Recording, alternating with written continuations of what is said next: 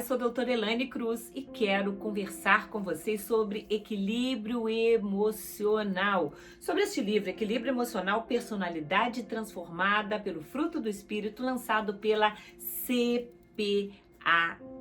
A verdade é que desde o novo nascimento em Jesus Cristo e da presença do Espírito Santo em nós adquirimos todas as possibilidades para moldar nosso temperamento, nosso caráter e nossa personalidade. E hoje eu quero conversar com vocês sobre caráter, o caráter humano que precisa se transformar no caráter cristão.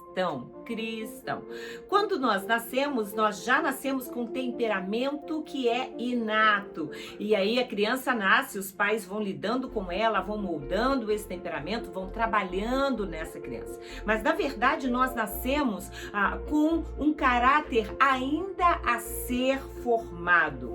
Quando uma criança nasce, eu digo na página 18, quando uma criança nasce, não há nada formado. O caráter é formado a partir de estímulos sensoriais, de exemplos observados na conduta dos que a cercam, de conceitos e valores ensinados formal ou informalmente desde o primeiro dia de vida. Na verdade, nós começamos a formar o caráter dos nossos filhos ainda no ventre materno. As emoções da mãe, aquilo que ela vivencia, a forma como o casal lida com essa gravidez, tudo isso vai se transformar, claro, em questões emocionais que no corpo da mulher se transformam em questões bioquímicas e vão passar informações para esse feto em desenvolvimento. Então, o caráter ele é formado a partir do primeiro dia de vida. Quando uma criança nasce, ela é querida ou não, ela é aceita ou não,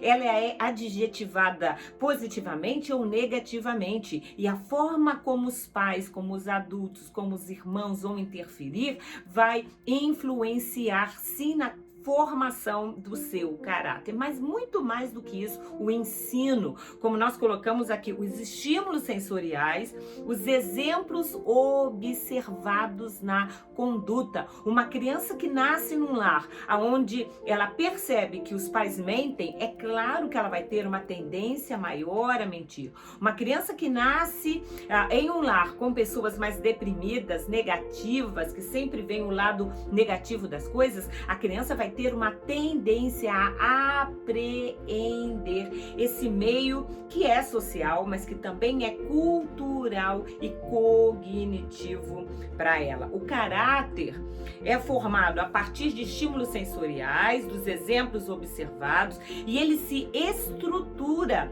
a partir da imitação e da interação com os outros seres sociais. Então, o caráter ele se forma a partir da imitação. Na verdade, a criança imita uma coisa tão simples como o sorriso de uma criança. A gente olha às vezes para um bebê de 2 meses, 3 meses, e aquele bebezinho tá ali fazendo algumas caretas e a gente tá falando com aquele bebê, a gente tá interagindo com aquele bebê e de repente esse bebê na realidade expressa o que para nós é um sorriso. Ele faz um movimento ou uma careta que pra gente é um sorriso. Aí a gente fica feliz com aquele movimento. A gente estimula aquela carinha de sorriso. E na realidade o que a criança tá fazendo muitas vezes é só imitando o nosso sorriso. Até que chega uma hora quando ela tá ali com 5, 6 meses, aí sim, aí ela vai sorrir por simpatia, aí ela vai sorrir porque gosta da gente, ela vai sorrir dentro do que nós entendemos como sorriso. É muito interessante. Nós aprendemos muito pela imitação. Por isso que não adianta a gente ensinar uma criança a comer legumes se o pai e a mãe comem fast food. A gente, na realidade, aprende e apreende o mundo pela imitação e pela interação. O caráter se forma pela aprendizagem e assimilação de comportamentos, bem como em decorrência das vivências pessoais com o meio social, com as coisas e as pessoas. E a função fundamental da paternidade ou da maternidade é, sem dúvida, formatar o caráter dos filhos a partir da educação e do ensino. E aqui, claro que são fundamentais aquela educação de berço, aquela educação que a gente dá para os nossos filhos, do boa tarde, obrigado, aquelas palavrinhas que são importantes que a criança apreenda, a educação que um pai tem com uma mãe que a criança está observando, a educação entre os irmãos, a educação formal,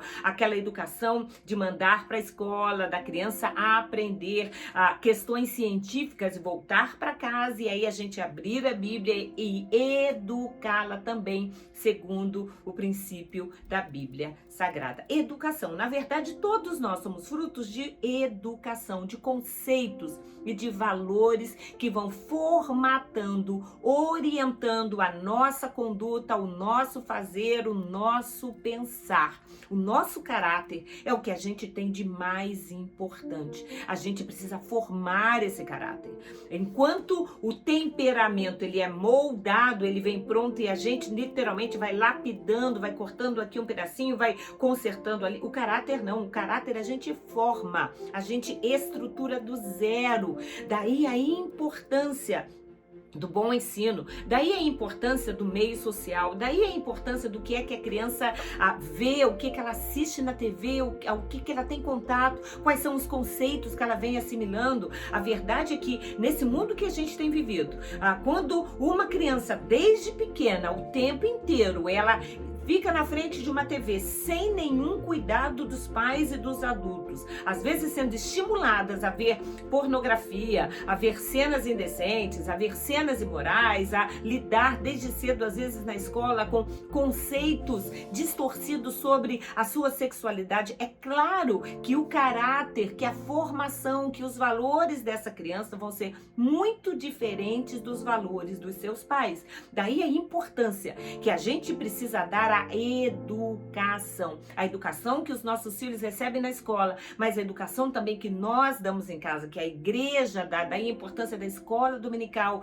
de levarmos os nossos filhos para a igreja, de formarmos, literalmente, formatarmos o caráter daqueles que nós amamos. É a função mais importante de pai e mãe. A gente precisa cuidar do físico, é claro, dar as vacinas, tomar todos os cuidados, levar ao médico, ao pediatra e vai crescendo, enfim, mas acima de tudo, o que a gente forma é o caráter. Se uma pessoa vai ser lá na frente, quando adulta, conhecida como uma pessoa de bom caráter ou de mau caráter, isso começa a ser formatado dentro de casa. E daí também a importância da gente acompanhar muito bem a conduta, os amigos, dos pais estarem muito atentos a isso, porque a gente vive dias hoje onde muitas vezes a educação diz o seguinte: a criança tem liberdade. Liberdade de quê? Ela mora na nossa casa. Ela tem a liberdade de ser, ela tem a liberdade de estudar, ela tem a liberdade de estar conosco, de dizer o que ela pensa, mas nós, adultos, precisamos orientar. Quais são as verdades? Quais são os princípios? Quais são os valores sexuais? Quais são os valores morais? Quais são os valores bíblicos que a gente quer que os nossos filhos tenham? E aí a gente está falando de questões éticas, de questões morais, tudo isso é formação de caráter. Provérbios 20:11 diz assim: até a criança mostra que a partir das suas ações qual é o seu procedimento, e o seu procedimento revelará se ela é pura e justa. Tá lá em Provérbios 20:11. Um outro texto que você deve conhecer: a vara da correção da sabedoria, mas a criança entregue a si mesma envergonha a sua mãe. Até porque quando a gente fala de moral, quando a gente fala de ética, nós estamos falando de algo que nós conhecemos do ponto de vista bíblico. Todos nós nascemos sujeitos ao pecado, com uma tendência a pecar, com uma tendência a desobedecer, com um movimento aí contra as ordens, contra aquilo que é correto. O movimento humano, a tendência humana é sempre para buscar o erro, para valorizar aquilo que que não é correto. É por isso que a correção, e correção aqui não estou falando de vara, nem estou falando de palmada, eu estou falando de correção, de corrigir as ações de uma criança. Eu me lembro, pequena uma vez, eu devia ter ali uns 4, 5 anos, um dia voltando para casa do colégio com amigos, eu vi uma moeda na rua. Era uma moeda na rua. Eu peguei aquela moeda e levei para casa. E eu me lembro de chegar em casa, a minha mãe perguntou que moeda é essa. Eu falei para ela, achei essa moeda na esquina, achei na rua jogada no chão. E eu lembro que ela literalmente pegou na minha orelha e me levou até a esquina. Disse para mim, você agora vai me levar até onde você encontrou essa moeda. Eu fui com ela aonde eu tinha encontrado a moeda, deixei a moeda no chão e ela ali puxando a minha orelha, me trouxe para casa e me ensinou naquele dia que aquilo que não é meu, eu não posso pegar. E é literalmente assim, é uma correção, é uma forma de disciplinar. Nossas vivências, página 19, nossas vivências e saberes transformam quem somos. Nossa personalidade é dinâmica e ela precisa ser restaurada. As nossas vivências, os nossos saberes, os nossos conceitos, os nossos valores, eles transformam quem nós somos. O termo caráter significa gravar. Então, imagina que nós, quando nascemos, e também quando nascemos na nova família, que é na família de Deus, nós nascemos e precisamos ser gravados. Imagina uma folha em branco onde nós vamos começar a escrever. E eu digo aqui na página 19, temos muitas gravações em nós, feitas ao longo dos anos, por amigos que nos ajudaram, companheiros que nos deformaram ou que nos feriram ao longo da vida, por educadores e pais persistentes e amorosos que ficaram conosco, que nos ensinaram, que quando nós erramos de novo, eles nos ensinaram mais uma vez, por avós dedicados e cônjuges amigos, pessoas que apontam pra gente e dizem, olha, cuidado com o que você tem falado, cuidado com esse novo valor, cuidado com essa nova amizade, cuidado. A Bíblia mesmo diz, as más conversações ou as más companhias corrompem o bom caráter, corrompem os bons costumes, corrompem, às vezes, uma educação que é tão esmerada dentro de casa, mas que pode ser desvirtuada,